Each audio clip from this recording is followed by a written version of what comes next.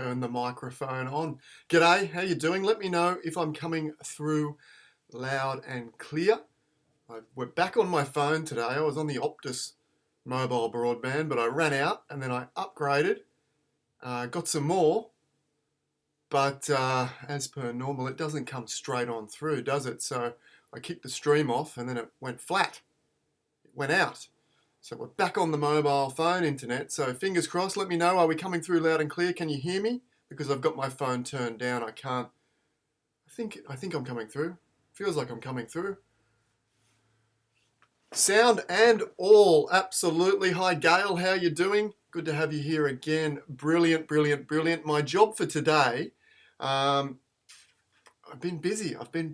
I've been buying webcams and different cords and leads to make this more professional. I'd like to have a full screen video intro. I'm getting serious. We'll see how we go. But coming in the next few weeks, days, however it might be. Problem is though, if you've ever tried to go and buy microphones or streaming hardware or anything like that, it's all sold out because everyone's doing it, everyone's getting into it, and I'm new to this as well, so I'm part of the bandwagon. And but you know, there's a waiting list to get these critical components to be able to give you a nice. I want to set my camera up so I can see, well, not see you guys, but so you can see me in full screen, all my glory, which is not that great, is it? So we're not really looking forward to much, to be honest.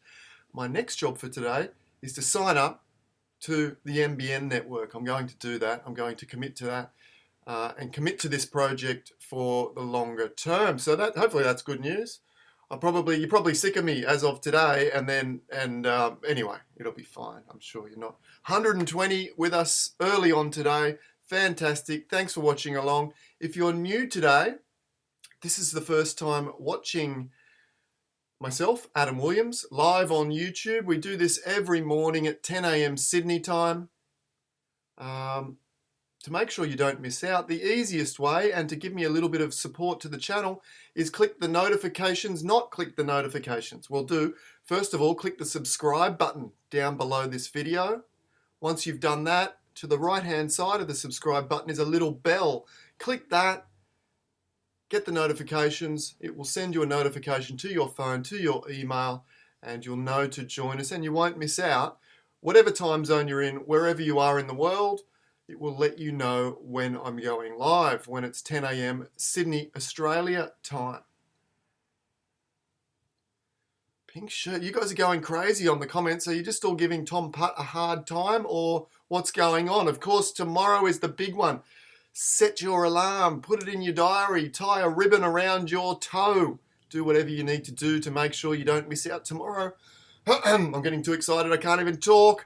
We've got Tom Putt, one of Australia's most talented landscape photographers, mostly known for, but he's very talented in other genres as well.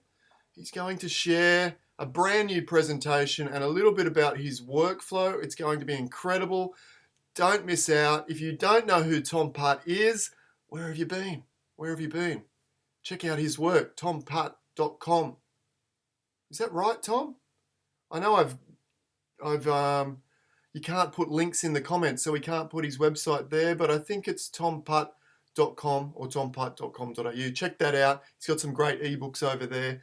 It's going to be great. Make sure you join us. What else did I need to say before we start? Oh, I mentioned yesterday that we have a goal of hitting you can see the little viewer, the YouTube viewers at 128. I have a goal. I like setting goals, and I set a goal yesterday of 1,000. If we can hit 1,000 all together in one show, we've come from 6 and we're now hitting 150 reasonably regularly. If we can hit 1,000, I said that I was going to do a free live half-day workshop on a Saturday, something like that. I would organize that with myself, maybe a couple of other photographers. Look, to be honest, I like setting goals, but I don't know, maybe we can't get there, and I'm not going to punish you guys if we can't, but I will do it anyway. But let's see if we can build the stream up and get as many people into this little community as possible. Share the love, share our passion for photography, and And then we can keep bringing in all of these great high-profile photographers to share their inspiration with us as well. So if you're loving this, tell your friends, share on Facebook. There's a little link down below. Hit the share button, copy the link, send it to your friends, however you want to do it. Let's get into it. Let's get into it. Oh, one last thing. A great idea Tom Putt had this morning. Yes, it's true. He occasionally comes up with some rippers. He said, or his idea was, when you ask a question, and this is a good idea because I often struggle to find the questions within all the banter in the live comments. When you ask a question, if you lead the question by writing in 𝗏𝗏𝗏𝗏𝗏𝗏𝗏𝗏𝗏𝗏𝗏, as in the name of my YouTube channel, it will pop up that beautiful fluorescent orange tag, and I'll assume that's a question, other than when Tom Putt's just being silly and just tagging me left, right and center in all sorts of things, if you know what I mean.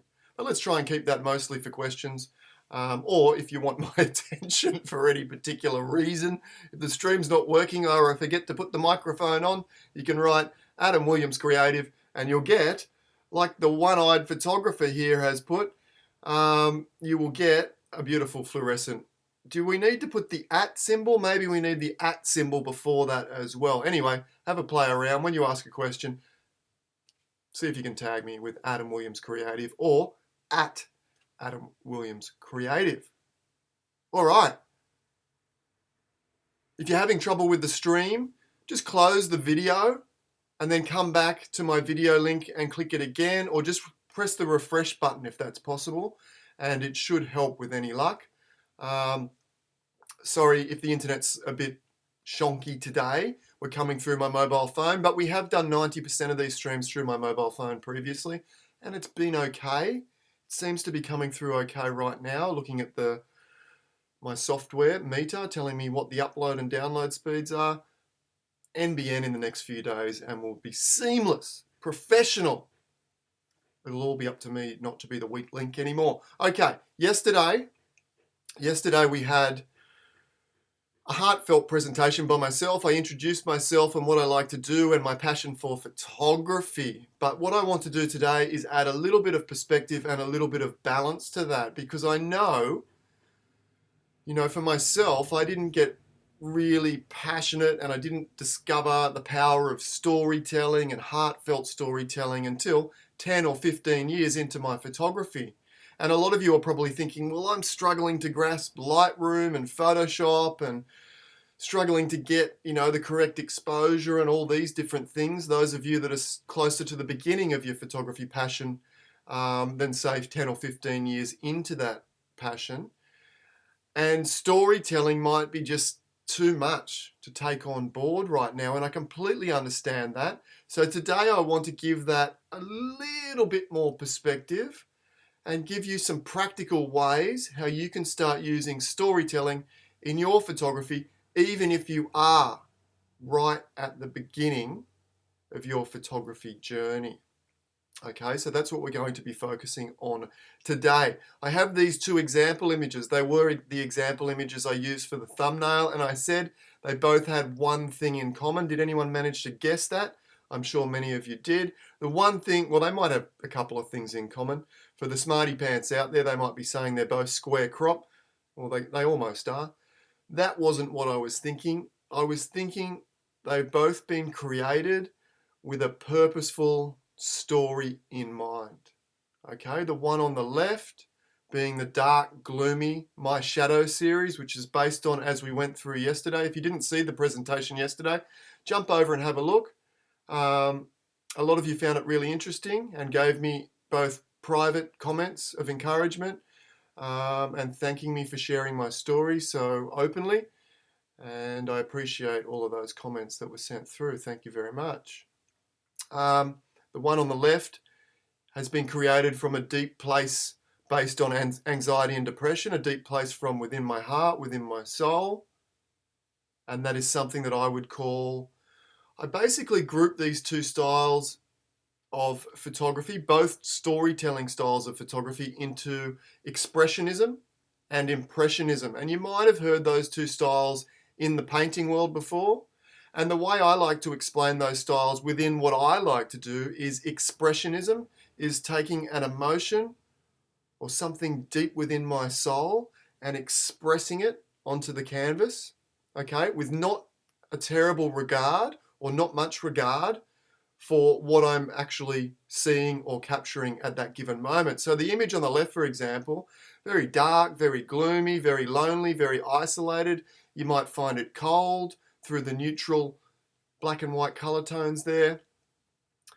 But it didn't really look like that, did it? It's also very blurry. It didn't really look like that when I was there capturing that. You know, it was middle of the day. It was quite bright. It was overcast. There was a real shimmer on the water. All these things which I've kind of disregarded to some degree because I had another plan in mind. I had a plan in mind to infuse this particular series of work with a deep darkness, loneliness, and isolation of my experience with anxiety and depression.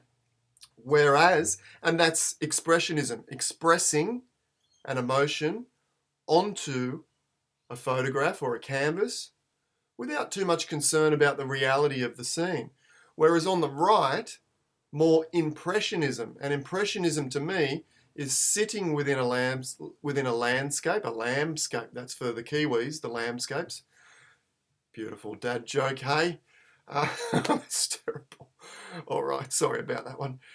Landscape. So sitting or immersing yourselves within a landscape and allowing it to pass its impression or talk to you and give you the feeling or the sense. You know, what is it when the feeling that we're feeling when we're out capturing images? Are we feeling peace and calm or excitement or, you know, uplifted or stress-free or carefree even sometimes within the landscape? So what I want to demonstrate today is taking our photography to another level via storytelling, but doing that in a way that is respectful, if you like, to the natural impression or reality of the landscape itself. And the reason I want to show this is because it's an absolutely authentic way of taking photos.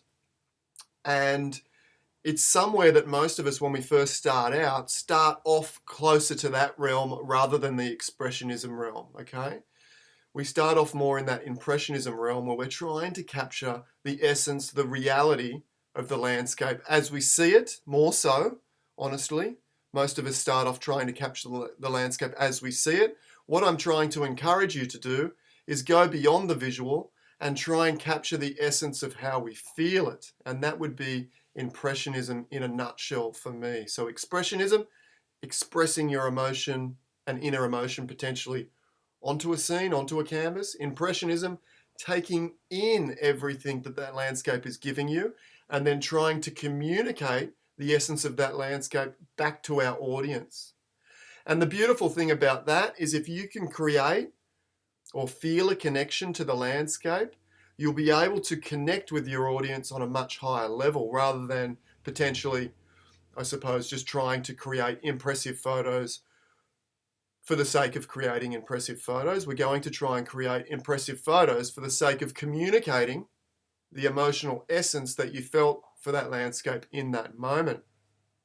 Bear with me because I'm going to give you a live Photoshop demonstration of this technique and how I work through that. And if you wish to follow along, there's a Dropbox link, well, not a Dropbox link, there's a link below that will take you to the Dropbox folder to download the two images that we'll be using today, which is these two here. That beautiful wispy sky, we'll use that one. And this unedited file essentially of Ormiston Gorge. And we're going to be producing something like this, okay, hopefully. And I'll explain why I'm heading down that path as well as I do that. Now, I know there's going to be some of you out there, of the 140 currently watching along, there's going to be some of you out there that think, well, but I don't really feel anything when I'm out photographing. You know, I just go out and photograph for the fun of photography. And that's fantastic. Absolutely it is. And if you're having fun and enjoying it and passionate about it, well, maybe you don't need to really do too much else. But if you've lost your mojo, this can be a way to really bring that back. And if you feel like you don't really feel anything in the environment, allow me to give you a little scenario. Compare two different events. Let's compare, and this may be not all that relevant at the moment because a lot of us aren't working, unfortunately, but let's compare waking up on a wet, cold, rainy Monday morning. The alarm goes off at some crazy hour in the morning. We have to get out of bed. We don't want to get out of bed, and we have to get out of bed and do the long commute to a job that we really don't enjoy doing. Okay? So compare that scenario to getting out of bed at 5 a.m.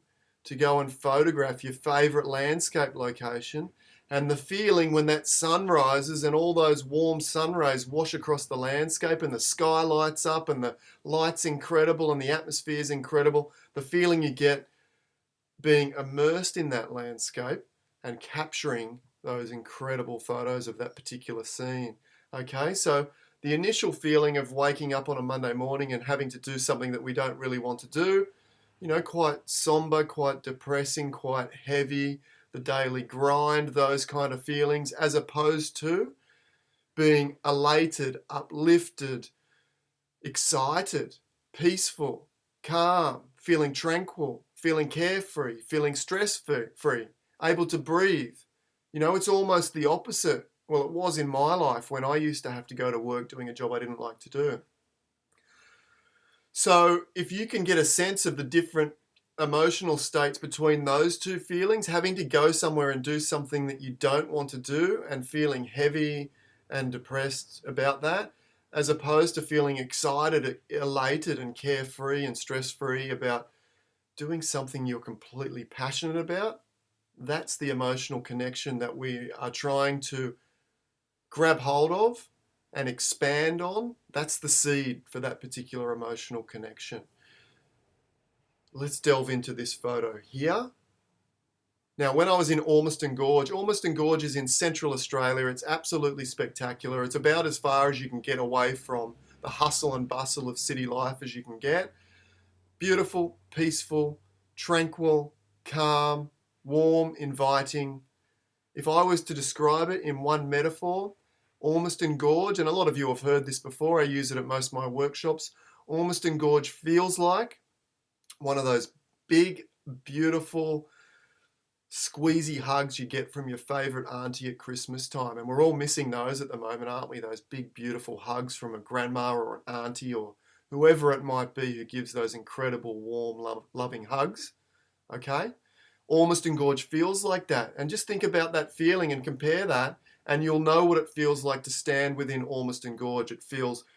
It feels uplifting, it feels peaceful, it feels safe, it feels warm, you know, you feel loved, you feel comfortable, and all those beautiful things in 𝗏𝗏𝗏𝗏𝗏𝗏 Gorge. Now, that is not something that I feel in every single landscape location. There's a place called 𝗂𝗏𝗃𝗃 National Park in central Western Australia that has a really dark, intense energy for me. Not all of the park has this dark, intense energy, but some of the deep gorges do. They're really, really deep gorges cut into the ground by the water. You might be down 40, 50, 60, 100 feet below the Earth's surface in these narrow, dark gorges. And they have a dark, intense, intimidating, uneasy feeling down there. Okay, so I would process those images and try and communicate that particular feeling completely different to how I'm going to process this image, because this image is light, bright, comfortable, peaceful, tranquil, relaxing, whereas 𝗂𝗏𝗃𝗃 is intense, heart pumping, exciting, anxiety inducing to some degree. Okay, and if we come back just before we start processing this image, so kind of banging on a bit, aren't I? Really raving on this morning, but it's important to get the grounding for what I'm about to do, I think. Keep in mind, if you're going to ask a question, type in Adam Williams Creative first so that it highlights, and then I can just make sure. Tom Putt says, you're looking great, honey. Thank you, mate. I can't wait to see you tomorrow morning for your live stream. No questions as yet that I can see.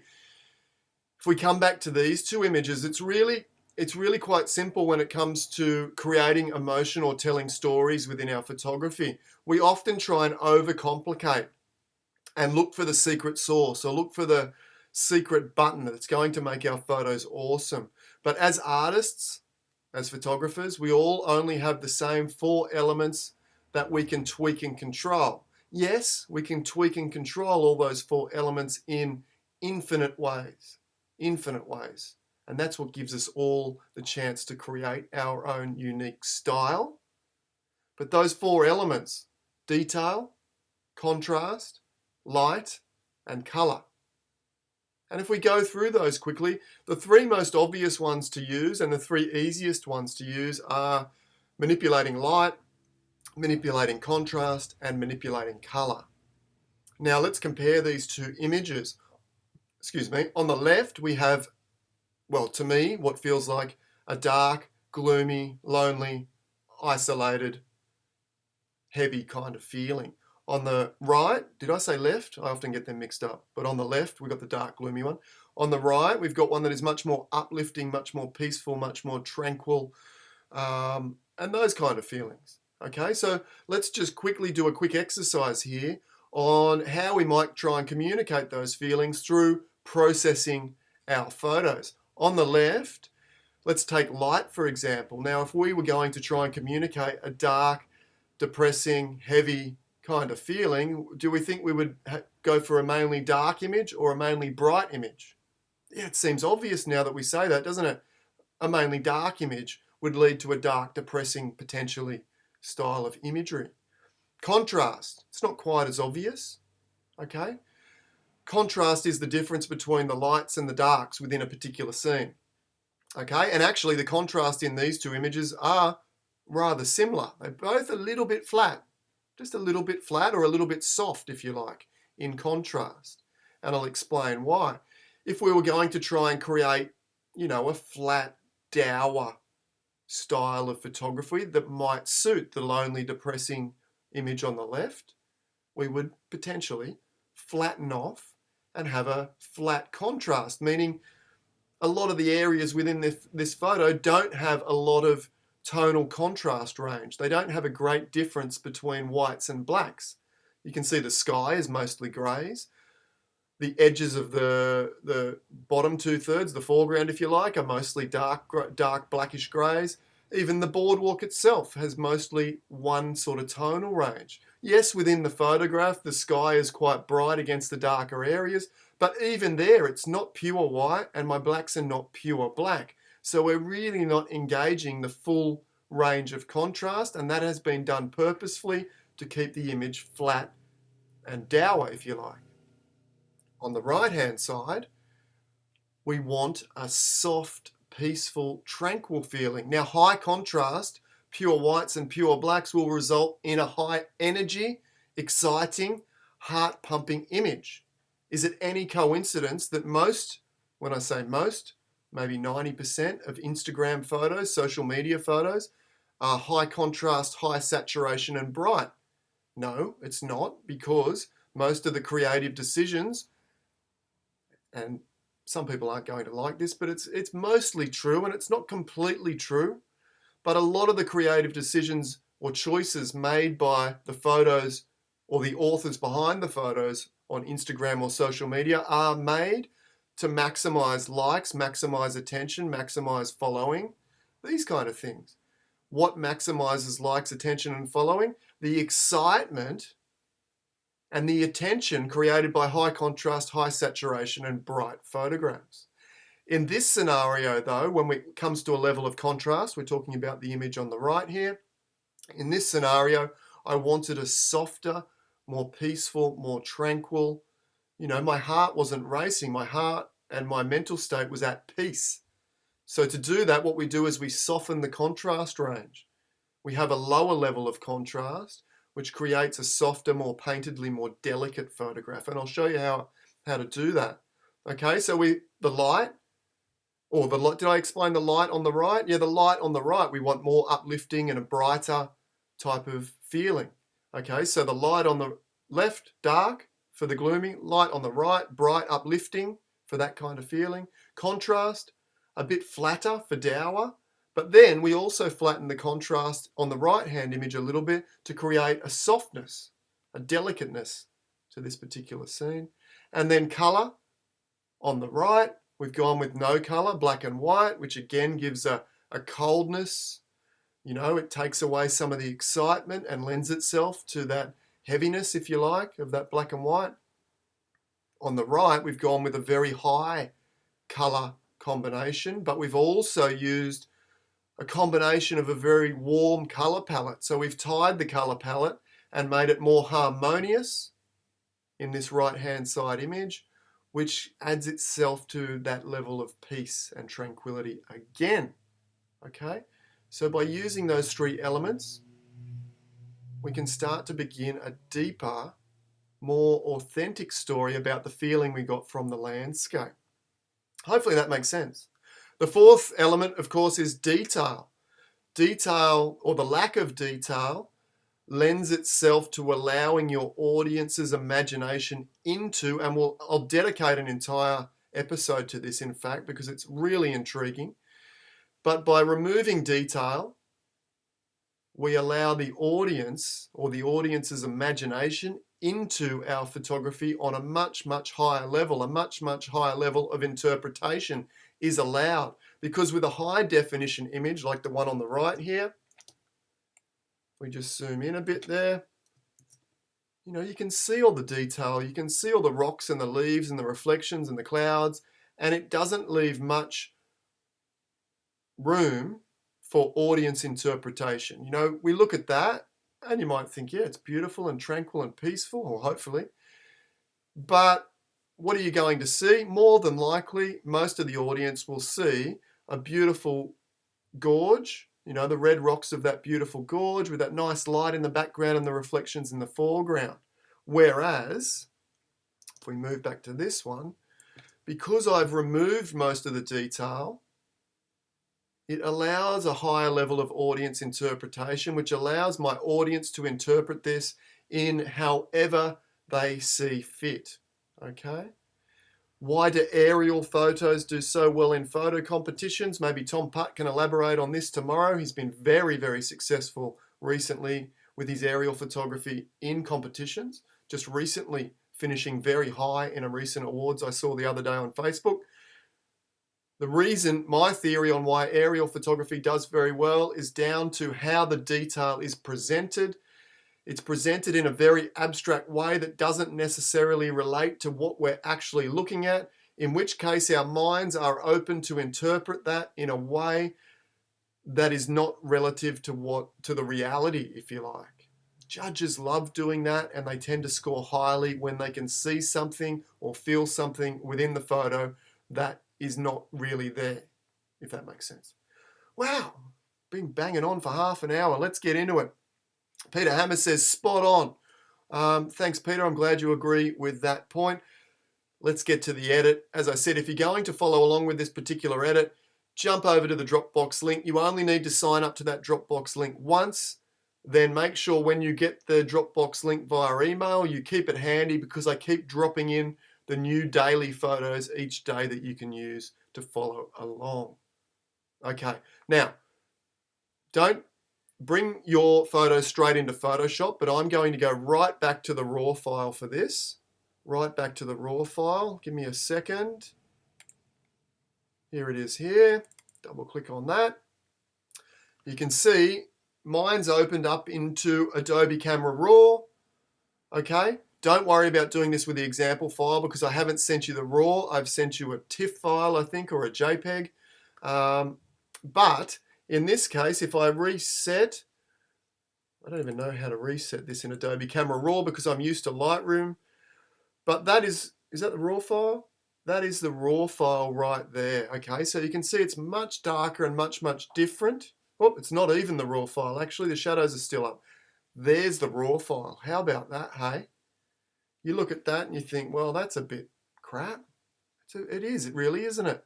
Composition's okay, but the light's ordinary. The sky's really bright. The foreground's really dark, but what can I do about it? We're in a gorge, and this is about as good as the light gets in the gorge, to be honest. So what we need to do, we need to understand that the raw files are really, really powerful. And as long as, well, maybe I'll do a whole histogram show as well. As long as the histogram is kept within the left and within the right, and if you're not understanding that, make sure you hit the subscribe button, because I'll do a full histogram show to explain that in the next week or two. I'll get back to the basics for you for some of those. I've got a bit advanced in the last few weeks, haven't I? I'll get back to the basics. As long as that histogram is within the left and the right, you can do some pretty magical things, some pretty amazing things. What I will do on this image, I'll just do a quick edit on the raw file. I'm going to lift the shadows. In this case, I rarely do this, but because I know where I want the photo to go, and I want it to be light, bright, airy, soft, tranquil, all that stuff, I'm going to lift the shadows right up to +100. I might drop the highlights down a fraction. This is just flattening off the contrast essentially, and in fact I will even grab the contrast and reduce the contrast, which will start to flatten this image out, just like that. It's very rare that I do this, but for this particular image, this is what it needs, because we're going to head down that soft, painterly style to suit the feeling that I felt when I captured this image. Let's click open.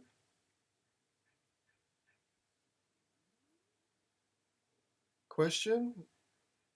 Sandra, hey Sandra, how you doing? Good friend of mine, thanks for tuning in. Sandra says, I often draw on my feelings from a location when editing images. Awesome, me too.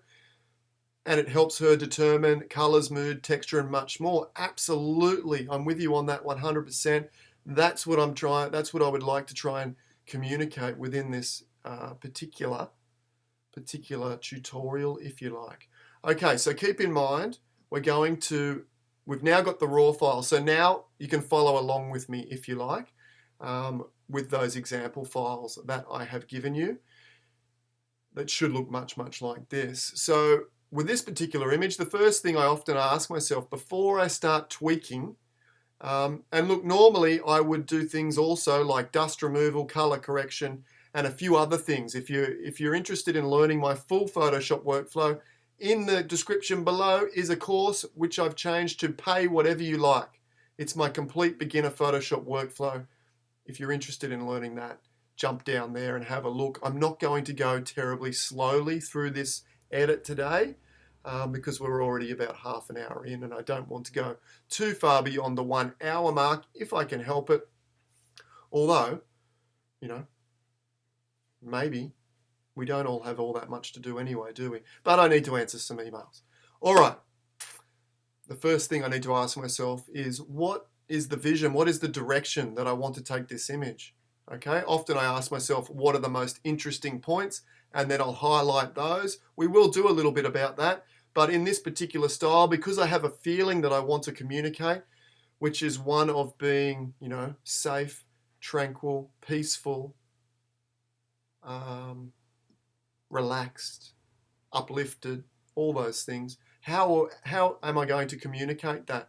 So with the light, I'm going to try and brighten up the image and get a nice, you know, explosion or communication of brightness coming out of this photograph, okay? And then with the contrast, I want a softness, a delicateness from the contrast. I think that will really suit. And then the color, we're going to wash it with warmth. Yeah, remember that warm hug? Wash with warmth and uplifting, vibrant, saturated colors. Once we know that, we can start working on the image. So let's start working. And I'm just absolutely winging it here. This is you watching me running through an edit as I normally would. It might not go well. I'm hoping it will. Let's see. Let's go for brightness first. Down to our adjustment layers icon. Okay, the little black and white cookie. Down here, select curves. And all I'm going to do, place one point in the middle, and we'll lift up. Let's brighten up a little bit. It's starting to look nice already. Command, maybe we won't have to do too much. Command or Control I will invert the mask from white to black. I did do a dedicated layer mask live tutorial probably about 10 episodes back. If you go to my YouTube channel, Adam Williams Creative, click on the video tab, The last 20 videos are all the live stream. Go back and check them out. If you've got nothing to do or you're trying to pass time, there's about 20 hours worth of videos, or maybe more actually, maybe closer to 30 hours worth of videos back there to really keep you entertained and hopefully take your photography up a notch or two. B for brush. Let's make that brush a little bigger. Square bracket keys. Keep those questions coming if they pop up as we go. I'm going to set my opacity at 30%, my flow at 50. That is pretty standard for me. My hardness at 0. That's my go-to settings. I don't want to brighten the sky up too much, to be honest. And you'll notice in the download files, we have a new sky for this too. Okay. Just going to brush that loosely around. Don't try and stay within the lines. That's about the worst thing you can do. Don't listen to the preschool teachers that say stay within the lines. We want to paint outside the lines. Something like that. You can see my brush work if I hold down Option or Alt. Very loose, you know, just painting that around as I see fit. Perfect. Okay, we're starting to get a bit of brightness. We're starting to get a bit of brightness. Let's add, I want to add like the sunlight's coming down here. I want to, as well as creating that story that I told you about, I also want to draw my viewers down through the gorge, creating a sense of depth and a point of attraction in the center to really pull the viewers in. I'm not going, my classic style is to put a heavy vignette, which has that nature or creates that feeling or that sense of pulling a viewer into the middle of the photograph. I don't want a heavy vignette with this particular feeling, this particular photo. So I'm going to try and draw my viewers in with a little bit of attractive light right down here. Let's do that. This technique is called painting with pure sunlight. You can find a dedicated tutorial on that a few weeks back as well. Adjustment layers icon, solid color. For those of you that are in the 𝗍𝗍𝗍𝗃 photography workflow, you might notice my actual workflow is slightly different. It bounces around a little bit more intuitively than what the 𝗍𝗍𝗍 workflow does. Now the 𝗍𝗍𝗍 workflow is my exact workflow, but it's not, I created the course with a lot more structure because it's easier to learn with structure to begin with. And then once you're comfortable, you can freestyle much, much more like I'm doing here. So if you're wondering why I'm bouncing around and not following the workflow to a T, it's because this is my more natural, and it will probably become your more natural style or workflow once you have that structure to build off. Okay, we have the solid color layer. We're going to choose an orange, click in the middle, click OK. Looks like there might be one more question. I'll get to that in a minute. And we're going to change the blend mode on this layer to color dodge. And normally that's just a guess, but that's pretty good. If you don't get it right, double click back on the colored icon here and just bounce around. Don't worry about the sky, that looks horrible, I agree. All I'm looking for is a beautiful golden splash of light in the background here. You know, that's too much, clearly. Something like that. Is the color tone right? It's very orange. What if I go up to the more yellows? Yeah, I think so. I think more yellow. You can see as I come down to the reds, it gets very pink. But I think I want a more yellowish. Yeah, something like that. My intuition is saying, let's try that. Click OK. We can always change it later. Make sure you click on the layer mask now. See how I'm currently selected on the icon? Click back to the layer mask. Command or Control I, invert that away. I'll make my brush a little smaller. I will also lower my opacity because this will come on like a freight train. See, even that's probably too much. Down at 9 or 10% here. I'm being careful not to get it on here because what this is going to do, and this is really important too, is it's going to create a sense of separation and depth between this element and this element, which is really important, really, really important. Now, if the light's coming down from the top right, it's going to spray or splash or hit that little shelf there. And then to a lesser degree, that there. Look at that. And a lesser degree, maybe that there too. And maybe also a lesser degree, that little bit of sand there. Maybe too much. Back to a black brush. The question was, one of the first, oh, not a question, a statement, I think. One of the first things I do is move the exposure slider up and down to see what detail I have. Sky looks unappealing, but if you lower the exposure a lot, perhaps there are clouds. Yeah, absolutely, that could work too. I remember from memory that there isn't any clouds. It was a beautiful, clear blue sky this particular afternoon. And look, I can zoom right in here and just touch on here as well, with a white brush, of course, making sure that I get this beautiful light consistent in the areas where I want it, so that we get that separation from. Can you see that separation? Look at before. The tones are very, and the colors are very, very similar. Now we're starting to get that bit of separation. In fact, I have cast a bit on there, haven't I? So go back to a black brush and I'll just start removing that from here as well.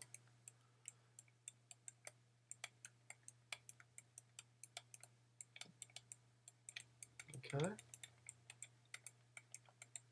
And we get this beautiful separation between those elements. It doesn't matter that there's a little bit of that golden light in front here. I don't want too much though.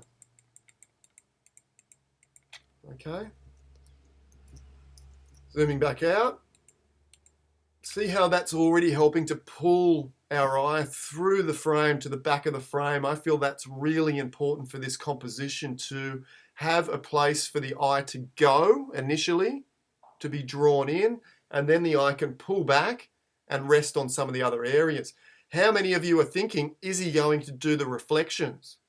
I bet some of you were, because I did forget, but I should, shouldn't I? So we need to also, with a white brush, bring a little bit of a hint of that light in here too. You can see it's also picking up some of the reeds on top of the water, which is not ideal. Maybe I can remove that with Blend If. Double click. There was a Blend If tutorial. All of these tutorials, if you want them in full, slow, deliberate detail, I encourage you sign up to the course that is in the description below. It's pay whatever you like. You can pay $0, that's completely okay. The more photographers producing beautiful images at the moment, the better. And the courses that I offer, particularly that free one, will get you onto that path. Let me see if Blend If will work. Jump back and have a look at the dedicated Blend If tutorial. It's an absolute ripper. Oh, I want to remove it from, what am I doing? Don't touch the top slider, this one.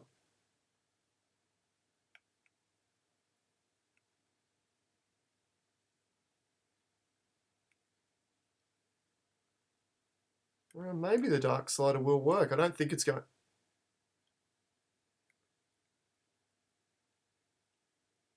No, I don't think Blend If's going to work in this scenario. That's okay. Me bouncing around just trying to see what's going to work. In this scenario, I'm just going to black brush it. B for brush, black brush, and we'll just dab out some of those reeds so they're not so obvious. And we've got that little bit of a hint of light there. I think that's probably going to suit us for now. Okay, that's looking really, really nice. Let's drop the contrast just a fraction more to increase that level of softness and delicateness in this particular edit. Once again, curves layer.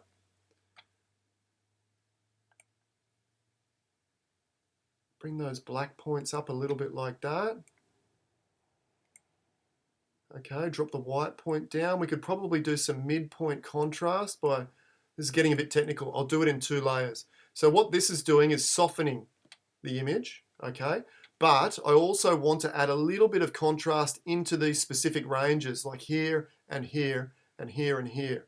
So we'll do that separately with another layer. I could have done it in 1 layer, but I felt it was going to be too technical to explain. So we go curves again. I'll grab the little hand icon. Let's add a little bit of contrast just into these tones here. So we click on a bright area, click on a dark area, And we'll just move the top one up a little bit. That's probably enough.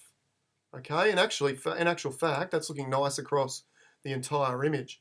Command or Control I, B for brush, and we'll add a little bit. I'll come back to that tag in a minute, Peter. Peter's got some advice or a question for me. The black brush doesn't work very well to reveal a mask, does it? Sorry, excuse me. Go to a white brush. I'll bump my opacity up, and we're just going to paint a little bit of that contrast down through here, which will give the image a little bit more pop and luminance. Okay, I want to create more of a sense of depth in this image and put this little area behind a shadow a little bit. Let's do that. The way we're going to do that, and because it's in shadow, I want to add a touch of blue or maybe a touch of magenta, okay, into those shadows. I find that generally can be really appealing. Solid color layer. Let's choose a darkish, I don't know, darkish purple. Let's see what happens.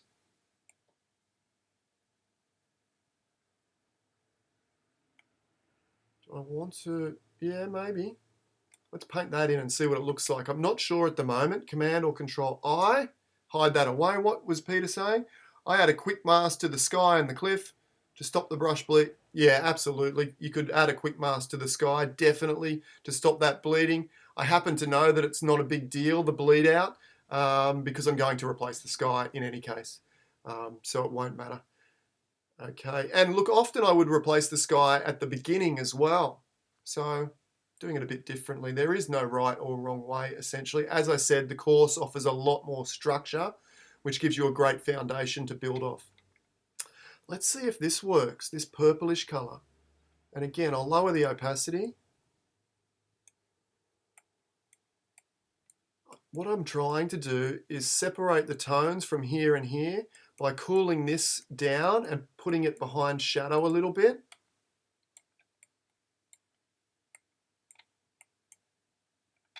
And I'll zoom in. Again, if I was doing this for a fine art print, which I have already processed this image that way, you really need to either mask these areas out really, really tightly, or come in here with a really small brush and just get them like this. To be honest, I'm not a real big user of masks a lot of the time. I often do a lot of my work, much like the artists would, the painters would, landscape painters, with a soft brush. And I'm not sure if you're enjoying what this is doing, but I'm really enjoying this purplish magenta shadow, which is separating the foreground from the background really beautifully, in my opinion.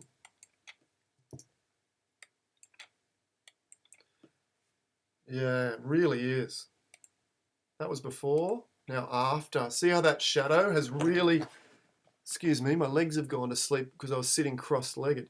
Comfortable for a little while, but now I've lost all feeling in my right foot. Okay, who cares? Who cares? All right, someone's having a laugh. All right, okay, that's looking nice. What else do we want to do? I think this area over here could also be darkened down a little bit. I'm just going to go curves and darken off a fraction. I might even pull the white point down so it doesn't add contrast. If I darken like that, it adds a lot of contrast. If I darken like this, it basically changes day to night and it doesn't add contrast. So we might do it that way. Command or Control I. By darkening down these rocks here and that sand, it will allow the eye to skip past there and go to the really important part, which I'm saying is the light at the junction of the gorge. Okay, we might add a little vignette and shadow into the water here. To be honest, like you're probably wondering what I'm going to do next, and I am too.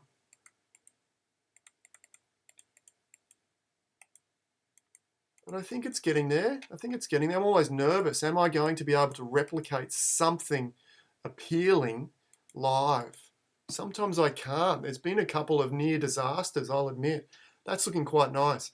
Let's go I want to boost the light here a little bit more, I think. I don't know, I think.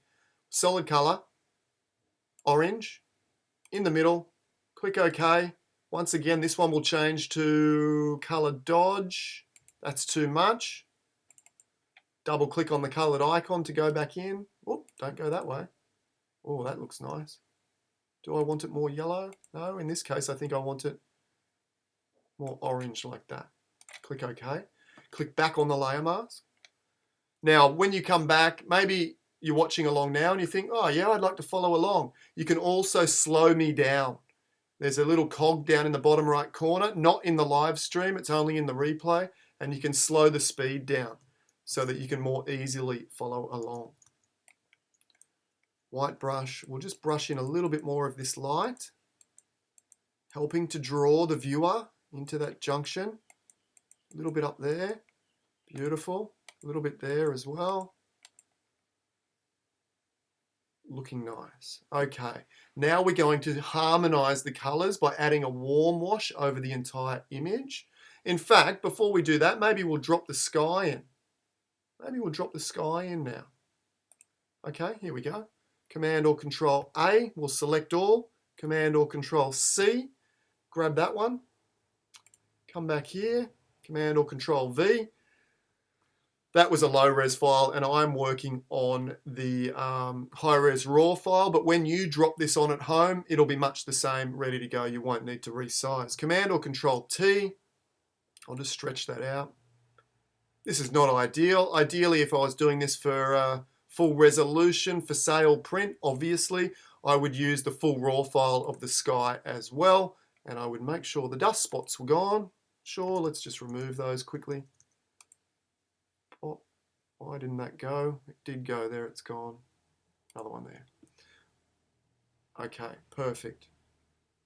Just turn that off for a second. What I'm going to do is click on my top layer, or the second from top layer, the one below the sky, and press on a Mac, Command, Alt, Shift, E. That will merge all the layers together because I want to create a mask and I need the pixels to be all on one layer to create the mask accurately. On a Windows machine, you will press, or hold down, I should say, Control, Alt, Shift, and then press E for everything.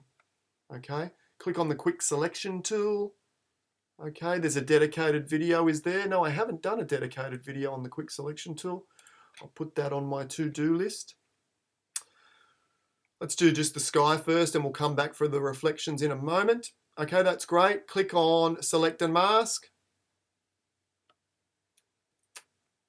In the View menu, make sure you're on Overlay and then set your opacity at 50%. It doesn't really matter, to be honest. All we need to do is grab the second tool down here. It is the Refine Edge brush.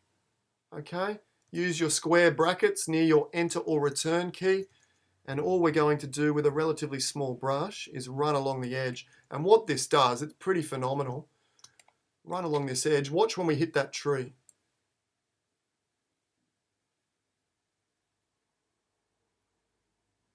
Isn't that just magical? That is wizardry, Photoshop wizardry at its best, this tool. It's not perfect, it's not a miracle worker, but oh, it's close.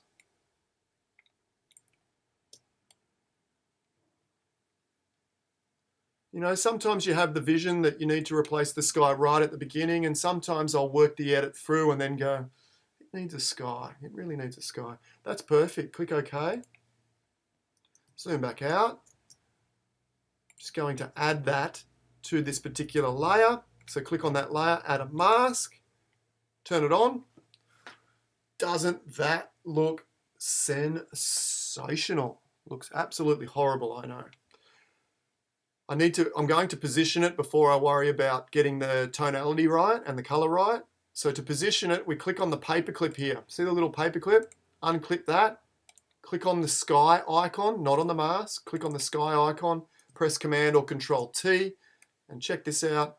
We can see which part of the sky we want. Now I want these little wispy clouds reaching downwards, leading to the interesting point. You can see they're wisping up.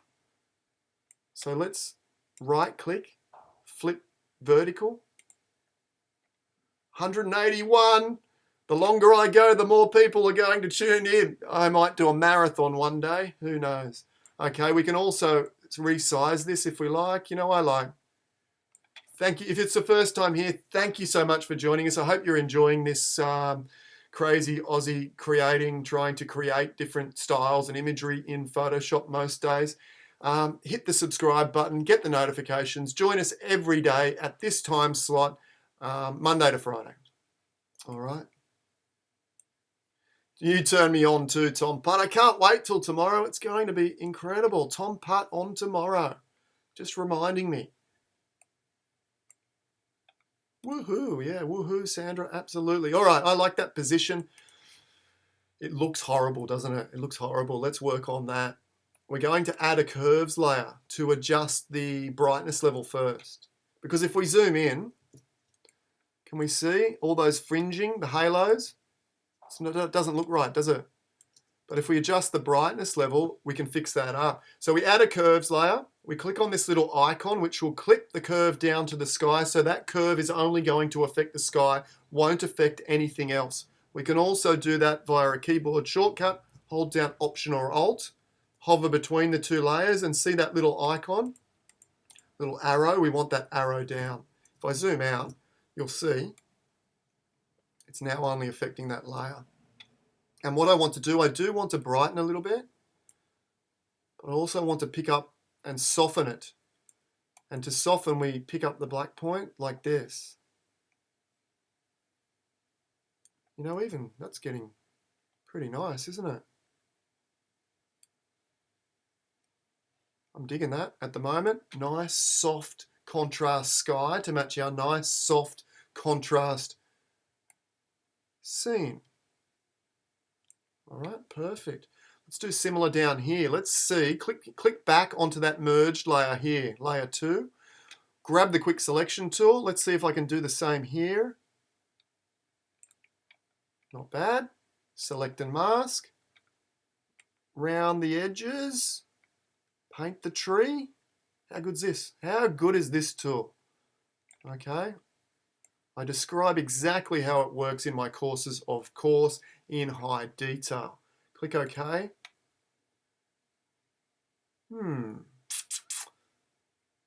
I need to duplicate that layer. Command or Control J. That's my sky layer. Okay, give me a second. I'm going to add this mask that I just created to that layer for now.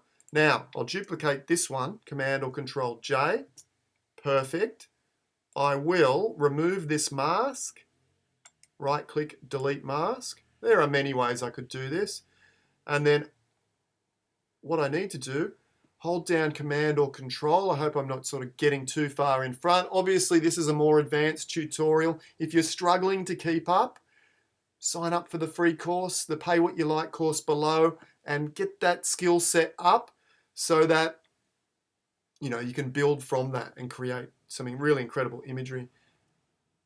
What am I doing? What am I doing? We need to press Command or Control, or sorry, hold down Command or Control and click on this layer mask here. This one, the new one. See this one here? It just highlighted that area. Perfect. Now add a new layer mask, which is this rectangle with a circle in it down below. Perfect. Once again, turn the paperclip off, and once again, click on the sky layer. Command or Control T. Drag down. Oh, hello. But I need to invert, don't I? Right click, invert, flip vertical. Where is that wispy section?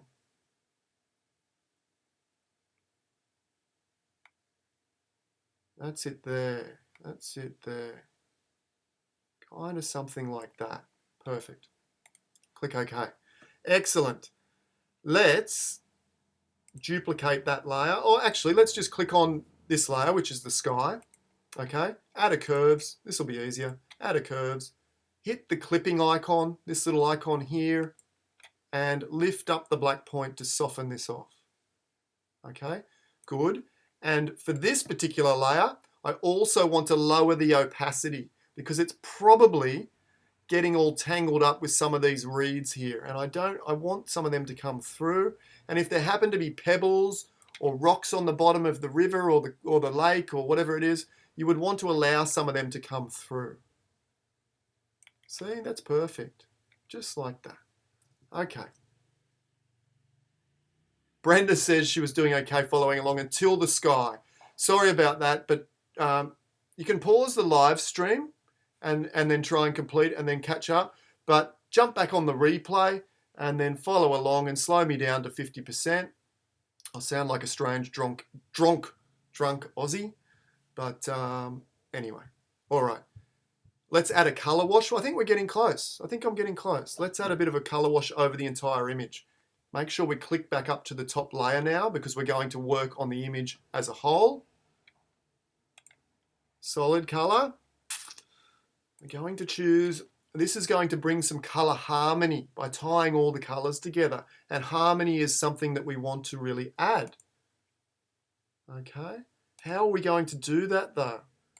Let's check the blend modes. None of them look any good. That looks ordinary. Ordinary. Solid color in soft light. That's not bad. Soft light's not bad. That's probably the best, but what I want to do is leave it in normal for now.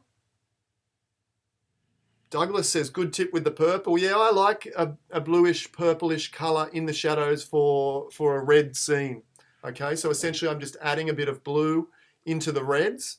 Yeah, I quite like it. I think it works quite well. I don't know if that's what other people do, but I find that works quite well. What if I just lower the opacity down? Yeah, that's not bad. Okay, let's go on the mask, invert the mask.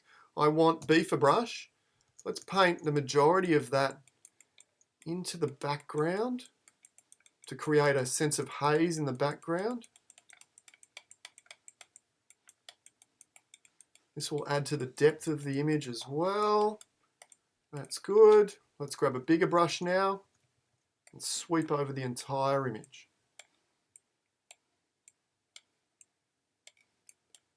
Perfect.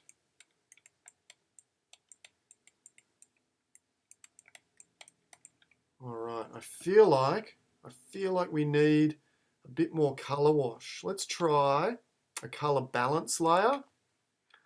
I rarely use these, but I'm thinking it might work. Let's just add a little bit of warmth, a little bit of red, a little bit of magenta. Okay. Very subtle change, but it did give the image a lift, a little bit more warmth across the image. I like that. I feel like the image, let's have a look at the histogram. And to be honest, where is my histogram? It's not there. Window, histogram. I feel like we can push the image to be more high key. I still feel like there's too many tones in the darks down here. So let's add a curves layer. Watch what happens to the histogram when I just push up. See, it moves. More uplifting, but yep, okay, not bad. Invert. We won't paint this everywhere. Up that opacity.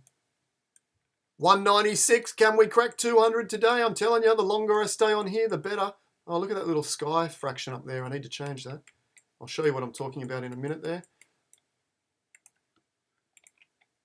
Okay, I'm just playing around with the light. It makes no sense to me to light that area too much.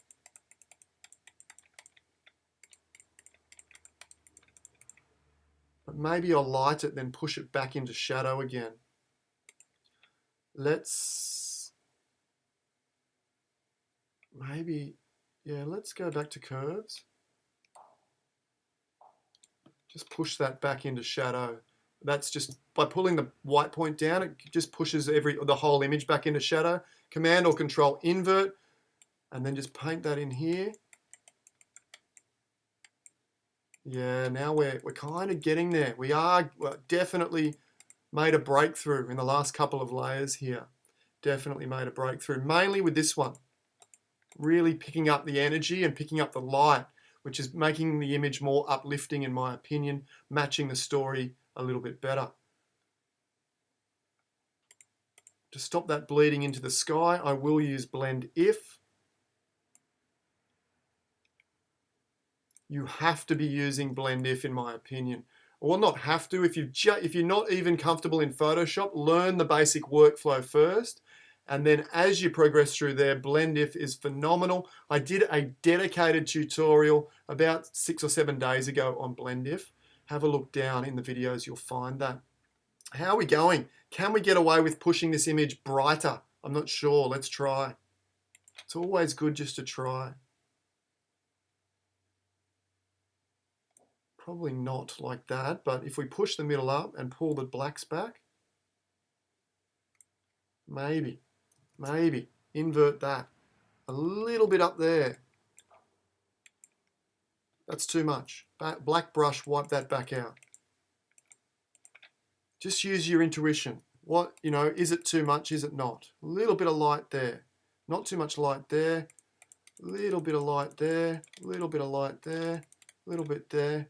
Perfect. I want to push this back into the shadows a little bit more as well to help create more of a sense of depth. And then I think we're nearly finished. Curves. Shadow.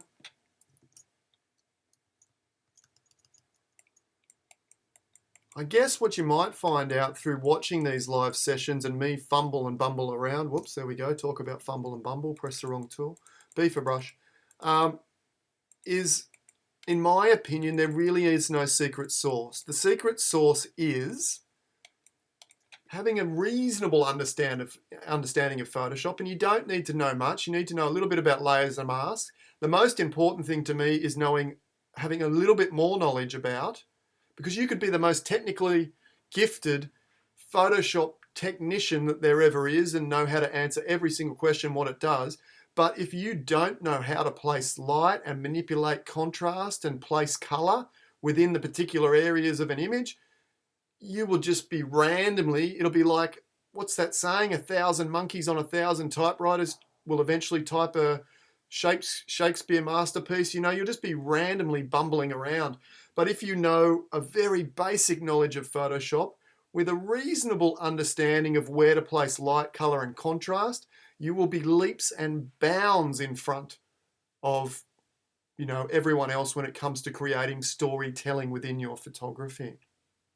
I think we're getting there. Let's crop that to roughly a square because I like the ratio. I like the way these lines lead in to that area of importance that we created. I just recently sold this print actually and printed it for the first time. I don't sell a tremendous amount of prints, to be honest, but it was one of my favorite prints when it came back printed. It was absolutely spectacular. If I do say so myself, give myself a pat on the back. But as artists, we're trying to impress ourselves first and foremost. So I don't believe there is anything wrong with, being impressed by seeing your images in print that very first time. In fact, I think that's the goal. How many of you have printed an image and gone, oh, it's too dark and it doesn't really have that luminance that it did on the screen?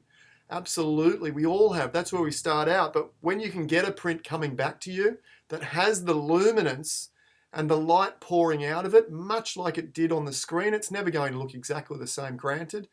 But when you get that, it's such an incredible feeling that you can't help from being impressed from your own photography when you get that. I'm just going to fix up this sky. The issue I've spotted, I've been a bit sloppy. Look at that. Okay. That was in this one here. Just click on there, Command or Control T, and I need to just stretch that out, don't I? There we go. Click OK. Wouldn't want to print that. That would be a couple of hundred down the gurgler. All right. Let's go back and check out the raw file, hey? And keep in mind, this is not even the raw file because we lifted the shadows and whatnot, but that's our starting point. It's nice, it's okay. But remember, our goal was to try and create an uplifting, a vibrant, in fact, we might even add a bit of saturation on that level too. An uplifting, vibrant, peaceful, tranquil, comfortable, loving, warm image, all those beautiful things that feel like one of those incredible hugs you get from your most favorite relative. You know the ones. Absolutely, we all do. Does it? I don't know. Look, I need to probably sit on it, come back, tweak the color, tweak this, tweak that. What happens if we add a little bit of color? Just a little bit of saturation. Hue saturation. Add a little bit. We can even play with the lightness value here. Do we want it? Look, I don't normally play with the lightness here, to be honest. There's better ways of doing it, but sometimes it has a slightly different feeling and effect. No, I think it's pretty good at 0. Saturation. Yeah, okay, maybe. Before, after. I've just added a little bit, not much. Let's take a look at the before, or let's take a look at my fine art rendition of the same thing. Oh, actually, maybe my new one's better. Maybe the new one's better. And I just said that I had this printed and it looked absolutely gorgeous. But this one, maybe a combination of the two. This one's a bit brighter and a bit more uplifting, actually. This one still has some darkness in comparison within it, and it's a little bit too greenish here.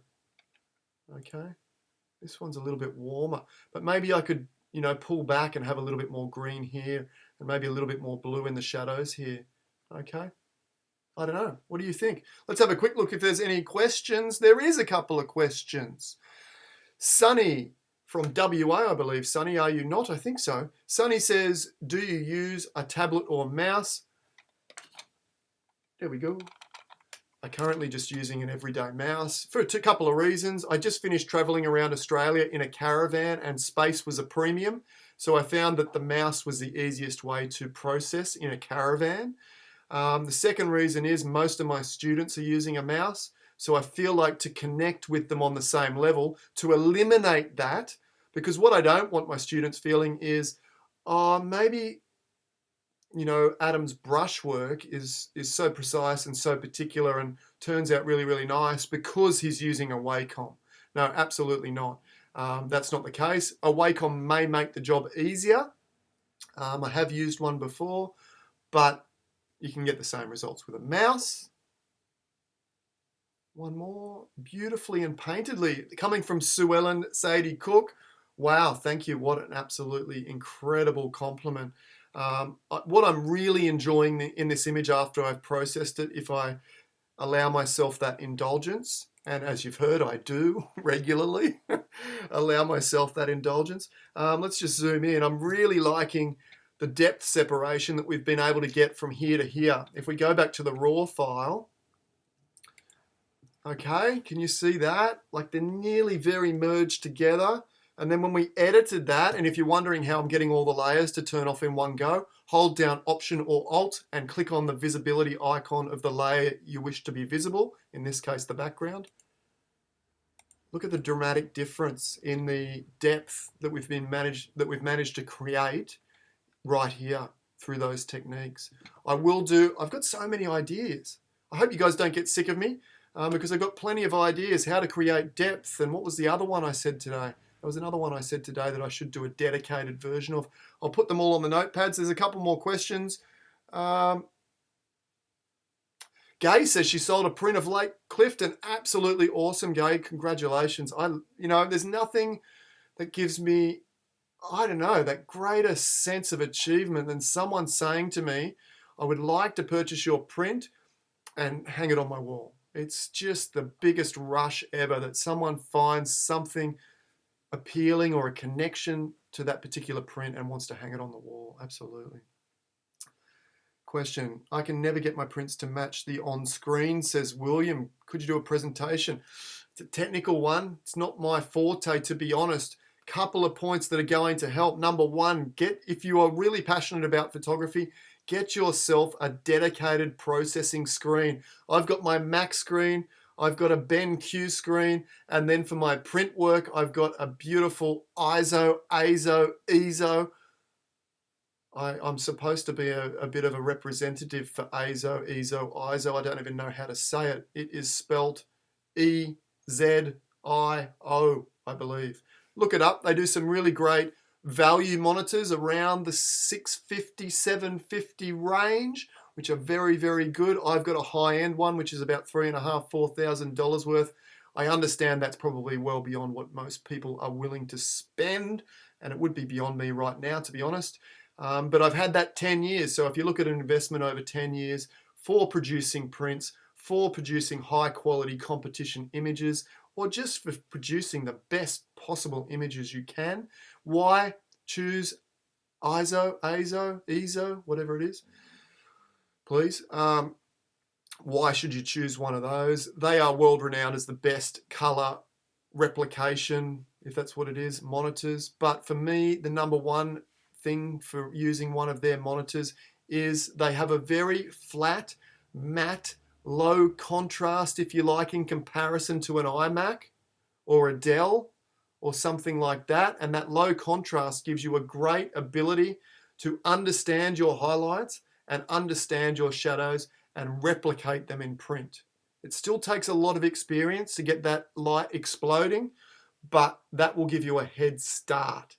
So look up EZO, EZIO monitors, I believe, and chat to some experts, chat to ask me some questions if you're wondering which one's going to be best. Oh, second, calibrate your monitor. Whatever you're working on, I've got all three monitors calibrated, and they all, within a fraction of a percent, reproduce the same colors.